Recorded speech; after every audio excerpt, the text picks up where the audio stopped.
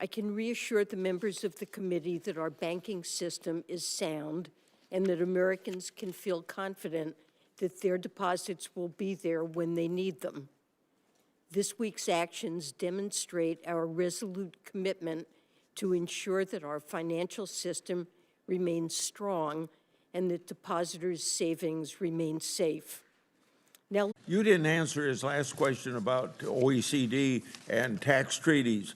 Is what you're proposing in any way a violation of the tax treaties that we've had with other countries? no, there's no violation in anything we've proposed with tax treaties that we've engaged in. This is something that the OECD considered very carefully, and there's no violation of our tax treaty. Well, we surely don't agree with your analysis of that. Only Congress has the power to approve tax treaties. I want to go to your position as a member of the Social Security Board of Trustees. You and other people put out an annual report, quote, lawmakers should address the projected trust fund shortfalls in a timely way in order to phase in necessary changes gradually and give workers and beneficiaries time to adjust to them, end of quote. I don't disagree at all with that statement. President Biden has claimed that his budget reduces the deficits while protecting Social Security. However, the president's budget includes no proposal to extend the solvency of the Social Security Trust Fund. Anyone who knows that things get done around here know it takes presidential leadership to lead major reforms to Social Security. 40 years ago, that was a President Reagan and a Democrat Speaker of the House, Tip O'Neill, that put together a bipartisan agreement that was overwhelmingly approved by the Congress of the United States, and it has made Social Security sound at least through 2035.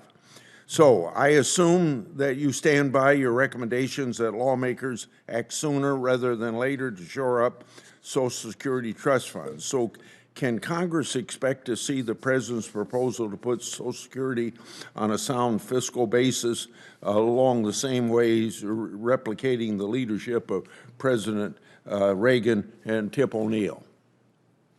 President Biden stands ready to work with Congress to shore up Social Security and discuss possible approaches. So that's a conversation that it's important for us to have. He has made explicit proposals in connection with Medicare and shoring it up. It's important to have that conversation about Social Security. The president believes strongly that that should not involve benefits or going back on our commitments to America's seniors, but certainly it's a discussion we need to have. I assume that both you and the president are sincere in what you just said. It would help a lot if the president would quit demagoguing the Social Security issue the way he has in recent weeks. I want to go to an extension of conversation you and I had June of 2021. You defended concerns about the president's spending proposals fueling inflation and interest rates hikes by saying this, quote, if we ended up with a slightly higher interest rate environment, it would actually be a plus for society's point of view and the Fed's point of view, end of quote. I want to emphasize plus for a society's point of view. Now, when you made that statement, inflation was 5.4%, and the federal funds rate was effectively zero. Since that time, inflation hit a 40-year high, and the Fed has responded by aggressively hiking interest rates. As a result, families and small businesses are paying the price by way of higher interest rate costs for home loans and business lines of credit. Moreover, bank failures this past week highlighted how fragile our economy is given rising interest rates and decades-long inflation. So do you still see our inflation-driven interest rates hike as, using your words, a plus for society? I consider high inflation the number one economic problem that all of us need to face and address. It's the president's top priority. I was very supportive of the American Rescue Plan. I think there are many factors that have contributed to high inflation. It's critical for the Fed to address it, and the president is doing all that he can, both through the Inflation Reduction Act, lowering costs of prescription drugs, lowering the cost of health care, using the Strategic Petroleum Reserve to try to lower and address higher gas and energy costs for Americans.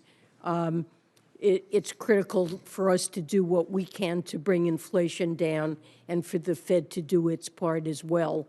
The Inflation Reduction Act was enacted at a time when I believe the greatest threat to our economy was that unemployment would remain shockingly high and that American families would be scarred by long-term job loss and losing the roofs over their heads. And I believe it was appropriate to take those actions. My time has run out. Just let me finally say this, that what you say about the Inflation Reduction Act, reducing inflation within the last 3 weeks, the CBO says that increased inflation.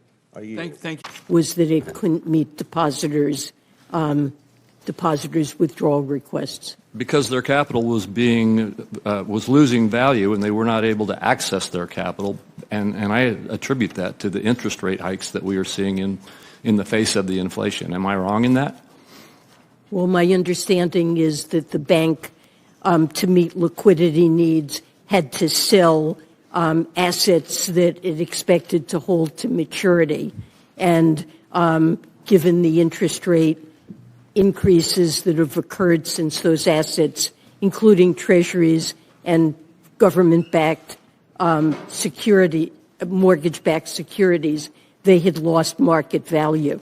All right, yeah, and we're on the same page on that then. The 2018 bill that deregulated some of Dodd-Frank. They're blaming President Trump for that. I know you were a big part of passing that bill, and I would imagine you have some pushback on the left and the media blaming that deregulation for what happened this past week. Absolutely, and I'm glad for the question. I was the prime sponsor. I wrote that bill with a number of my colleagues, and by the way, it was a bipartisan bill that passed the Senate with a veto-proof majority. Wow! And what it did is it pulled back on some of the unbelievable excesses of the Dodd-Frank bill that had been passed on a partisan basis a few years earlier, and actually took a huge burden off of our banks, which means off of our medium and small-sized banks, which was a huge problem for all of their contributors for the development of, their depositors and customers, and for the development of capital and the strength of our small businesses in the United States. So here we get now to these two bank failures, and immediately the administration and their allies on the left go into an effort to shift the blame for what really happened back to that bill. The reality is that bill gave the Federal Reserve flexibility to tailor its capital regulations in order to make sure the banks are adequately capitalized, and the Federal Reserve has done so. The issue we had with the banks here was not a capital issue. These banks were actually adequately capitalized under the rules. This was a liquidity issue. The cause of this is the massive inflation that we've seen in the last couple of years, coupled with the massive increases in interest rates that created a liquidity problem for these banks because they could not access their capital on a timely basis. Yeah. And so the whole fault of this, the fault of this goes to the bank managers who didn't manage this well, to the president and his policies that created this risk, this basic interest rate risk for the banks, and to the regulators who did not adequately see what was developing in these two banks. But it was not the 2018 law that we passed, which is still helping to strengthen the banking system.